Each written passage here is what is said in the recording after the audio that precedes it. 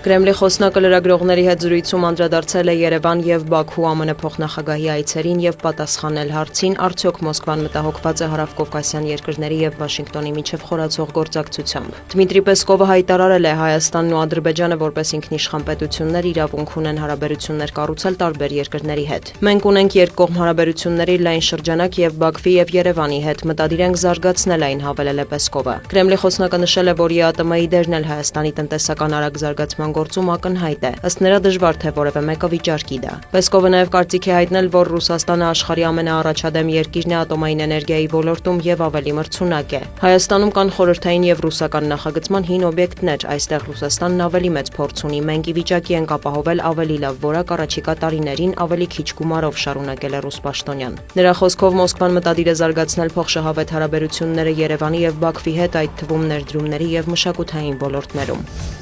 Եվրոպական խորհրդարանի падգամավորները հանդես են եկել Ադրբեջանում պահվող հայերի մասին հայտարարությամբ դատապարտել 19 հայ պահվող անձանցից 15-ի նկատմամբ Բաքվի ռազմական դատարանի կայացրած վճիռները։ Փաստաթղթում նշվում է, որ 2025 թվականին Ադրբեջանի եւ Հայաստանի միջև խաղաղության եւ հաշտեցման ուղղությամբ նշանակալի քայլեր են ձեռնարկվել։ Ստորագրվել է Վաշինգտոնյան հռչակագիրը, նախաստորագրվել է խաղաղության համաձայնագրի տեքստը։ Տասնամյակների ընթացքում առաջին անգամ Ադրբեջանի տարածքով բեռներ են ուղարկվել Հայաստան։ Բաքուն ազատ է արձակել Ադրբեջանում պահվող 4 հայի։ Կոչ են անում Ադրբեջանի իշխանություններին զարգացնել դրական դինամիկան եւ ազատ արձակել բոլոր հայ կալանավորներին, ասված է հայտարարության մեջ։ Պատգամավորները համոզմունք են հայտնել, որ դա կլինի եւս մեկ կարևոր քայլ Հարավային Կովկասում երկարատև խաղաղության ուղղությամբ։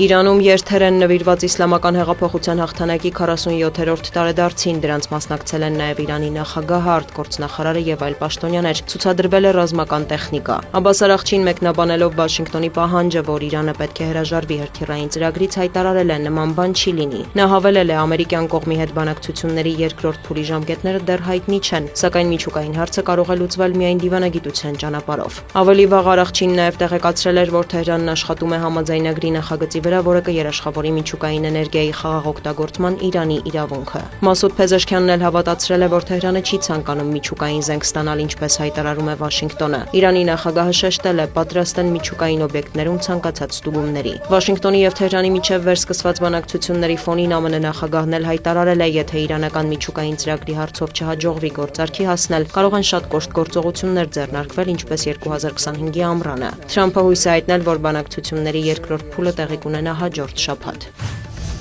Վոլոդիմիր Զելենսկին հայտնել է, որ Կիևը համաձայնել է Վաշինգտոնի առաջարկին ռուս-ուկրաինական հարցով բանակցությունների եւս մեկ փուլ անցկացնել։ Նրա խոսքով հանդիպումը նախատեսված է փետրվարի 17-ին կամ 18-ին, բայց դեռ պարզ չէ, թե արդյոք Մոսկվան կհամաձայնի բանակցել ԱՄՆ-ում։ Ուկրաինայի նախագահը մանրամասնել է, որ օրակարգում է լինելու մասնավորապես Դոնբասում ազատ տնտեսական գոտի ստեղծելու ամերիկյան նախաձեռնությունը։ Թեև ոչ ռուսները, ոչ մենք ոգևորված չենք այդ գաղափարից, հավելել է Զելենսկին շեշտել, ուկրաինական տարածքում գտնվող ցանկացած գոտի պետք է գործի ուկրաինական վերահսկողության ներքո։ Դիանա Գասպարյան, լուրեր։